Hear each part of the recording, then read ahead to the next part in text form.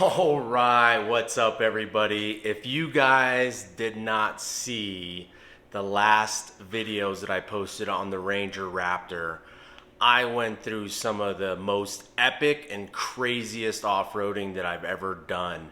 So please take a look at that video. But today, we're gonna see all the damage that I took on the truck doing those Jeep and Bronco trails. Let's get it.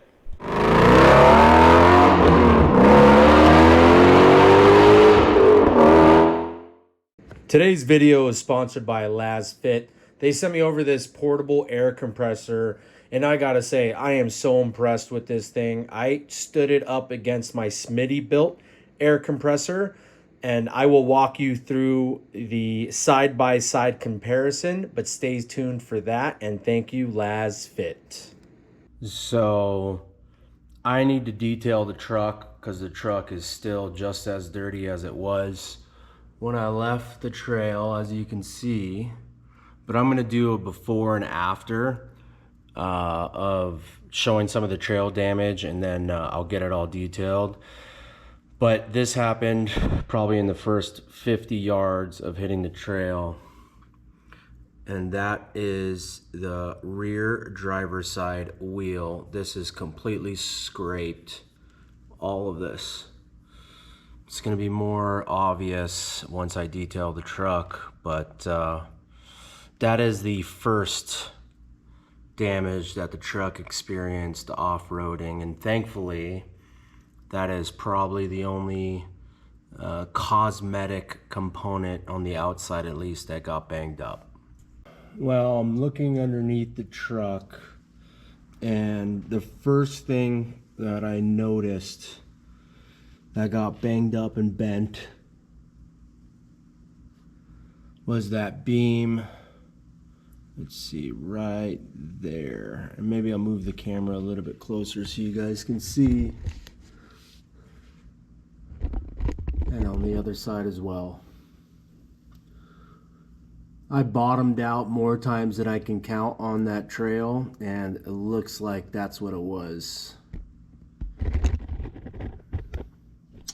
I did talk to my brother who owns a Bronco, and he says that is a common point of bottoming out for the Broncos. Let's look at the skid plate.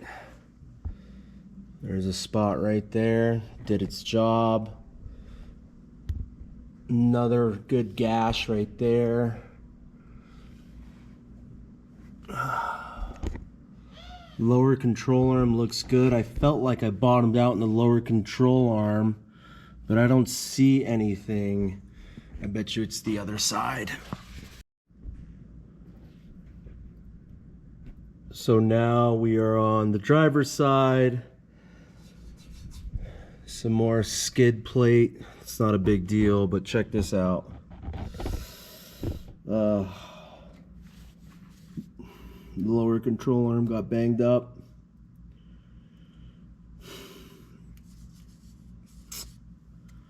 Oh, the bottom of the shock did too.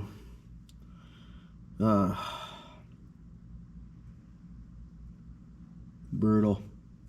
One of the biggest concerns I had with this truck after I owned it, or bought it I mean, is the gas tank. The gas tank isn't protected at all. And I am very glad. I didn't feel it, I didn't hear it, but it looks like it is fully untouched, which was a big concern of mine, getting a bent or broken gas tank. All right, so I am on the way to go get the truck cleaned up so we can take a better look at the damage. But initially, while I was driving and hearing it bottom out, obviously in the first 50 yards I damaged that wheel.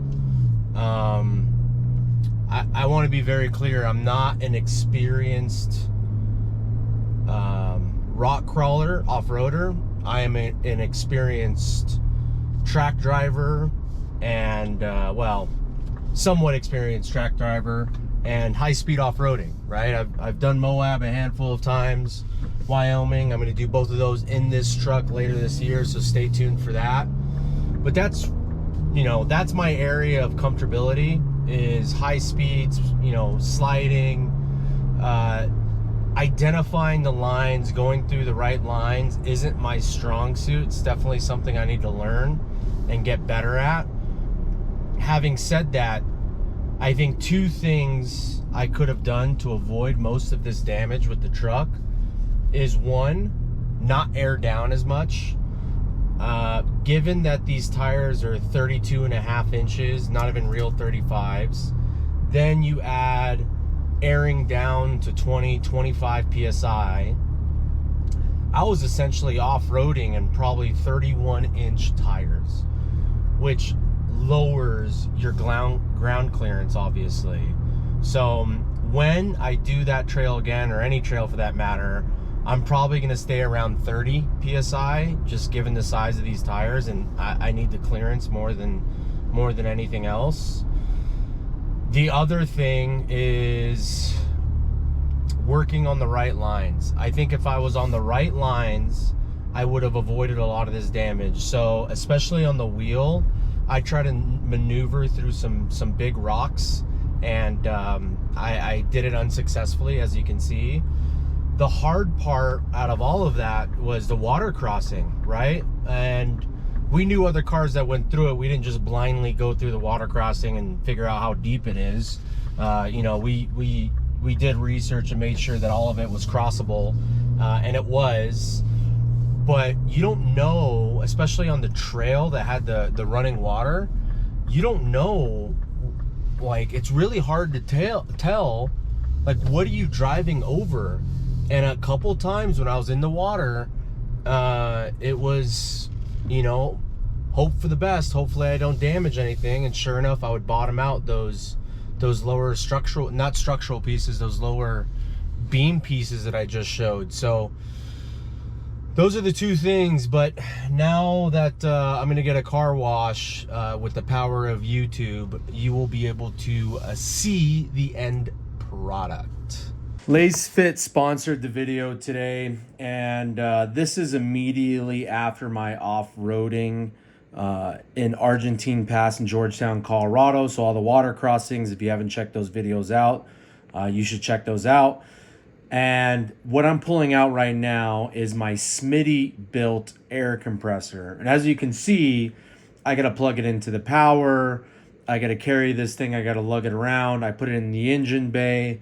There's a lot to it. Now, having said all that, I have been using this for the past 5 or 6 years. So I was really interested to see what LazFit would send me. And as you can see here, this thing is tiny. It weighs less than 4 pounds. And it was able to provide just as much air as my Smitty built. And now I'm coming back, and they're both done at the exact same time. And just from a size perspective alone, something that comes in that little case that I can easily carry around is an absolute no-brainer. So I wanted to do both tires. I did the front comparison. Now I'm doing the rear comparison. Both plugged in at the exact same time, and the LazFit air compressor is just as quick as my full-size Smitty built air compressor. And the crazy thing is, pretty much the same cost. Got the car washed. And there is the damage.